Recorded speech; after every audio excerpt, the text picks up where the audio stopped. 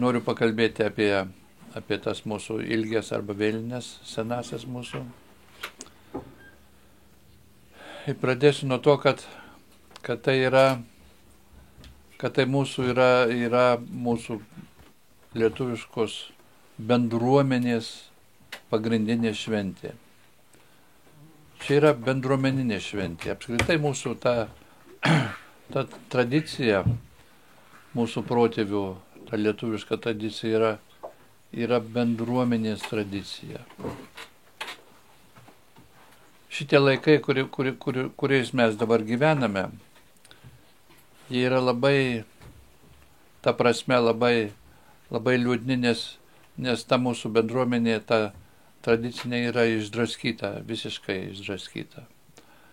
Ir tas draskimas vyko pastoviai nuo seniausių laikų, istorinių laikų, kiek mes prisimename, kiek iš visokių istorinių raštų, ką mes sužinome, mes matome, kaip tie valdantieji, o valdantieji visą laiką buvo tokie, kokius mes šiandien vadiname okupantais.